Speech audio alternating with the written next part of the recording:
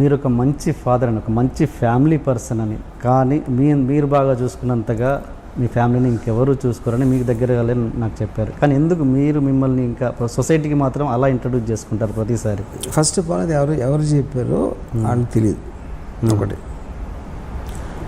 నా అంత anti family person ఉండడు. ఫ్యామిలీ అంటే ఏంటి?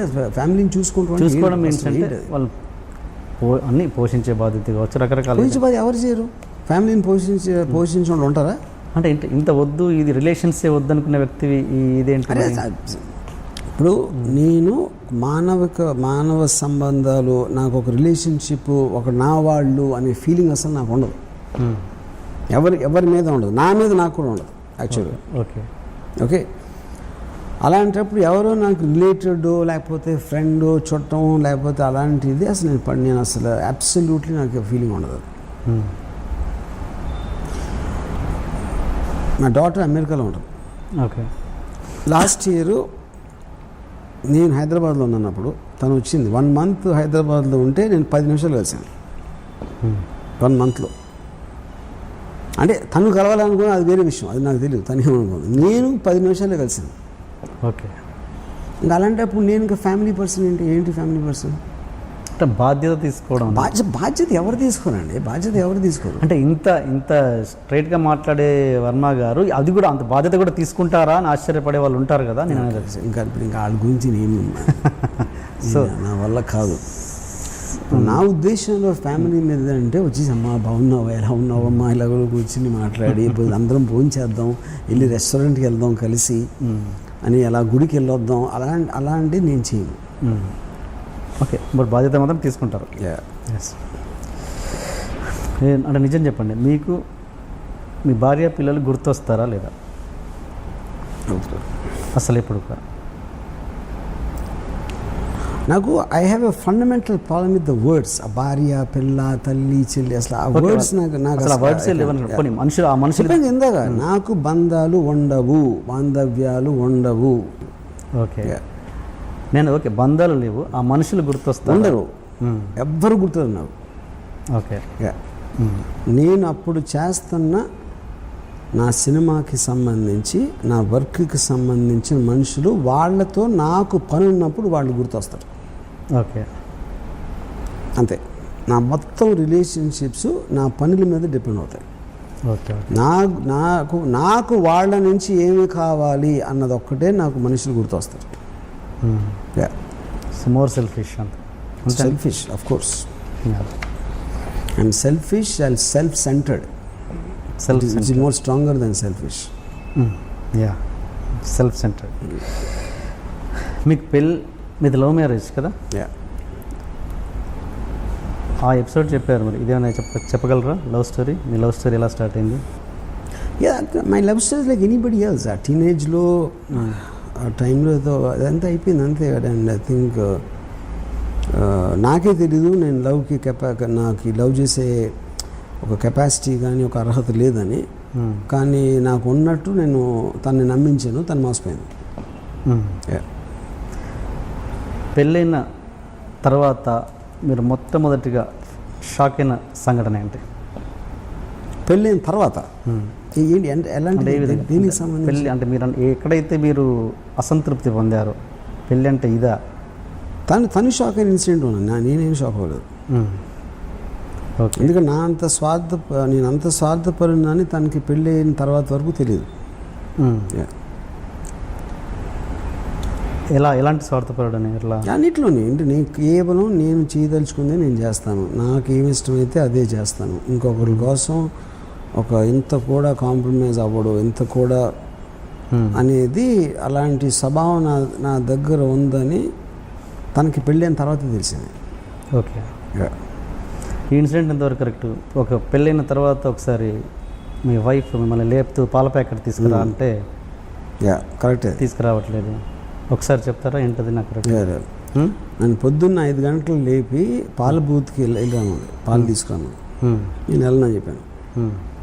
ఎందుకంటే నేను 5ంటికి లెగిసి వెళ్ళి క్యూలో నిలబడి పాలు తాగి వచ్చి కాఫీ తాగాలా, లేకపోతే ఇంకొంచెం ఎక్కువసేపు పడుకోవాలన్నా 2 చాయిస్లో నేను ఎక్కువసేపు పడుకుంటాను అని చెప్పాను.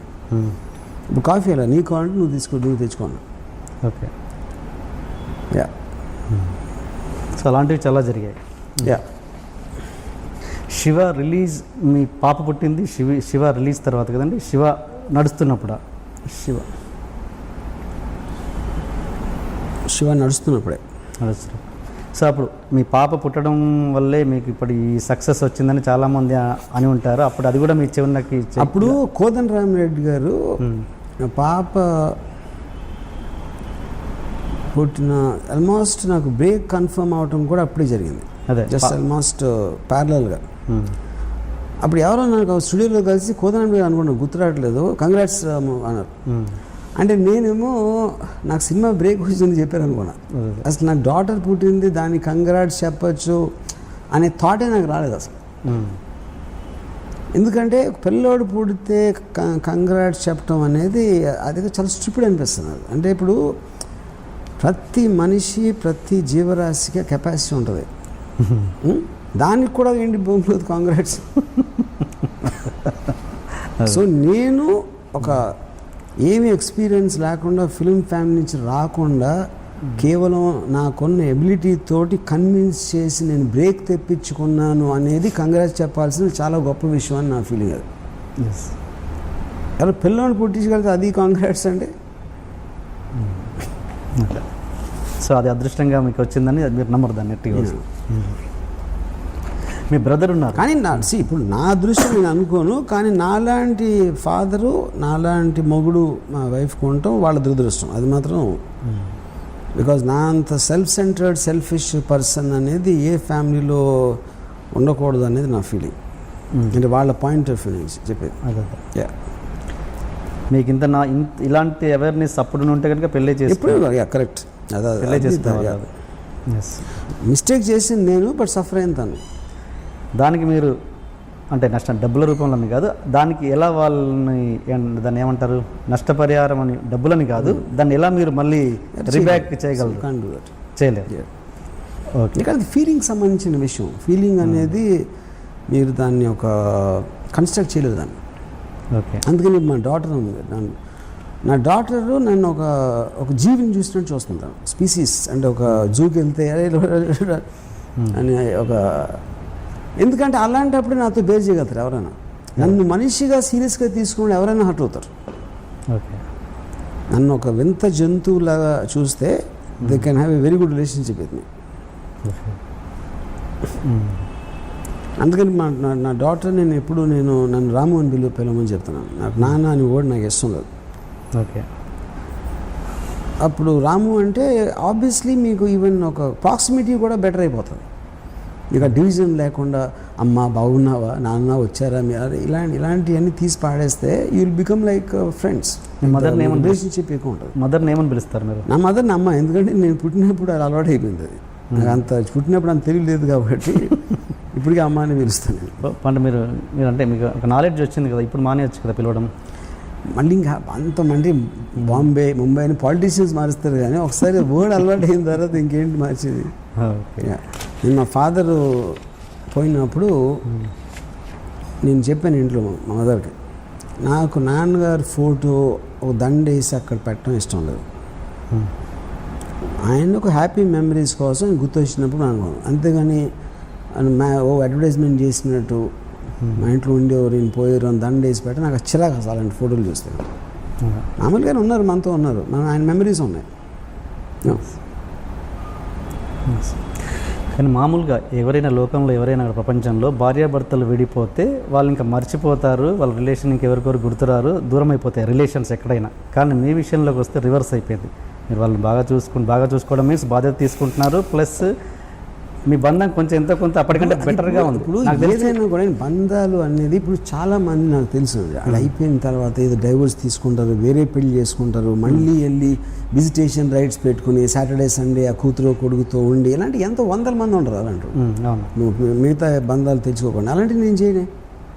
అలాంటప్పుడు మీరు రిలేటివ్ డిగ్రీలో మీరు మెజర్ చేస్తే నాకు ఏమాత్రం నేను వన్ ఆఫ్ ద కాదు, నాకు తెలిసిన వాళ్ళలో మోస్ట్ సెల్ఫిష్ పర్సన్. నాకైతే నాకన్నా సెల్ఫిష్ పర్సన్ నేను కలవలేదు ఎంతవరకు. ఓకే. యా.